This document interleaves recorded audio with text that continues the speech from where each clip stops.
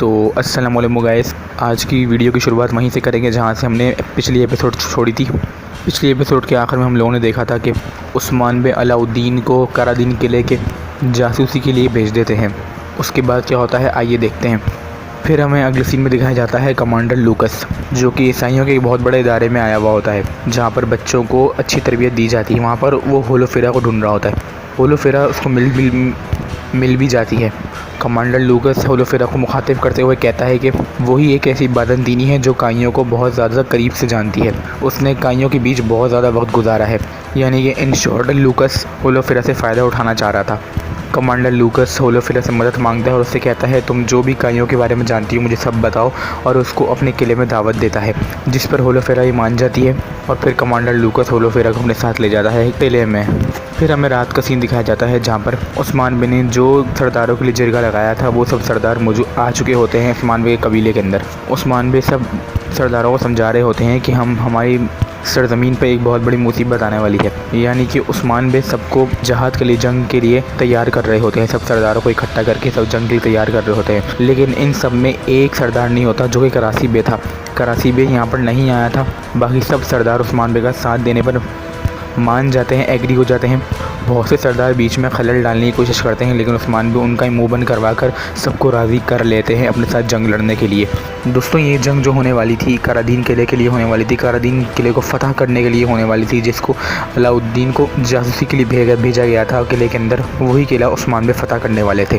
फिर हमें अगले सीन में अलाउद्दीन को दिखाया जाता है जहाँ पर वो करादीन किले के अंदर पहुँच चुका होता है और उसको करादीन किले के कमांडर के सामने पेश किया जाता है। और अलाउद्दीन के साथ उसका सिपाही भी मौजूद होता है। लेकिन शायद उस्मान बे ने करादीन किले के कमांडर को हल्के में ले लिया था। वो सब कुछ जानता था कि ये उस्मान बे का बेटा है और ये जासूसी करने आया है किले के अंदर। जैसे ही अलाउद्दीन इसके सामने आता है वो थोड़ी सी बातें करता है और थोड़ी नेगेटिव बातें करने लगता है अलाउद्दीन से। उसके बाद वो अपनी तलवार निकाल के अलाउद्दीन की सिपाही की गर्दन उड़ा देता है उसी के सामने, जिससे वहाँ पर हाथापाई शुरू हो जाती है और बाज़ंतीनी सिपाही अलाउद्दीन को पकड़ लेते हैं और किले का कमांडर अलाउद्दीन को ज़िल्दान में फेंकवा देता है और फिर बहुत ज़्यादा टॉर्चर किया जाता है, बहुत ज़्यादा उसको मारा भी जाता है। फिर हमें अगले सीन में उस्मान बे को दिखाया जाता है जहाँ पर वो करासी बे से मिलने जाते हैं। वो करासी बे को भी अपने साथ शामिल करने के लिए मनवाने जा रहे थे, लेकिन करासी बे ने उल्टा ही उस्मान बे को धमकी दे दी कि वो उनके साथ आ जाए और उनके साथ इत्तेहाद कर लें। लेकिन जैसा कि आप उस्मान बे को जानते होंगे कि उस्मान बे किसी के पीछे खड़े नहीं होते, वो लोगों को अपने पीछे खड़े करते हैं और इस तरह से वो करासी बे को भी धमकी देकर वहाँ से चले जाते हैं। लेकिन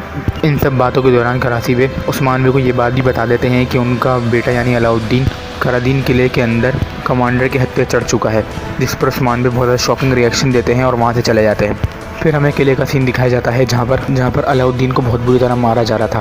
फिर हमें कबीले का सीन दिखाया जाता है जहाँ पर अलाउद्दीन का घोड़ा बड़ी तेज़ी से भागता हुआ आता है, जहाँ पर ओरहान सरदारी कमरे से बाहर निकलता है, लेकिन घोड़े के साथ एक गर्दन भी कटी हुई रखी हुई थी, जिसको देख के सब परेशान हो जाते हैं कि सब समझ रहे थे और हमें भी ऐसा लग रहा था ये अलाउद्दीन की गर्दन हो सकती है, लेकिन ये अलाउद्दीन की गर्दन नहीं होती, उसके सिपाही की गर्दन होती है।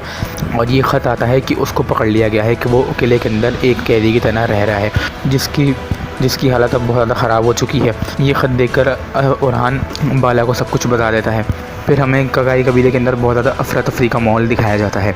फिर हमें अगले सीन में मैदान जंग दिखाया जाता है जहाँ पर उस्मान बे और उनकी पूरी फ़ौज, यानी कि जिनको उन्होंने साथ मिलाया था, उन सब की फ़ौजें आपस में मौजूद होकर इकट्ठा हो चुकी होती हैं मैदान के अंदर, जहाँ पर उस्मान बे अपने सारे सिपाहियों को बहुत ज़्यादा मोटिवेट करते हैं कि ये किला हमारा ही होगा। फिर हमें अगले सीन में दिखाया जाता है जरकुताई बुरान और उसके साथ एक और सिपाही किले के बाहर जाकर खड़े हो जाते हैं और जाकर कमांडर को चुनौती देने लगते हैं।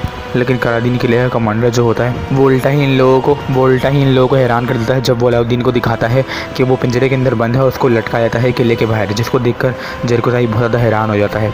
फिर हमें उस्मान बे को दिखाया जाता है जहाँ पर उस्मान बे जरकुताई बुरान का इंतज़ार करके फ्रस्ट्रेट हो जाते हैं, जहाँ पर ओरहान भी उस्मान बे को कहता है कि हमें अब हमला कर देना चाहिए, जिस पर उस्मान बे भी एग्री हो जाते हैं और वो किले के ऊपर मंजनीकों से चढ़ाई कर देते हैं। लेकिन जब जरकुताई ये देखता है कि उस्मान बे हमला करना शुरू हो चुके हैं तो वो उस्मान बे को रोकने लगता है, बहुत ज़ोर से आवाज़ें लगाने लगता है, क्योंकि किले से मैदान जंग का फासला बहुत ज़्यादा था। वो उस्मान बे को ज़ोर से आवाज़ें लगाने लगता है कि रुक जाओ, क्योंकि किले के बाहर अलाउद्दीन लटका हुआ था, क्योंकि अगर ज़रा सी भी नोक झोंक हो गई तो किले के अंदर अलाउद्दीन मारा जाएगा। और यहीं पर एपिसोड का अख्ताम हो जाता है। तो गाइस, आपको क्या लगता है कि अगली एपिसोड में क्या होने वाला है? कमेंट में ज़रूर बताइए। अगर आपको वीडियो अच्छी लगी और आपको इसी तरह की एक्सप्लेनेशन वीडियोस चाहिए तो हमारे चैनल को सब्सक्राइब ज़रूर कर दीजिएगा और उस्मान की आने वाली एपिसोड के रिव्यू इस चैनल पे आते रहेंगे। तो मिलता हूँ अगली वीडियो में, तब तक के लिए अल्लाह हाफ़िज़।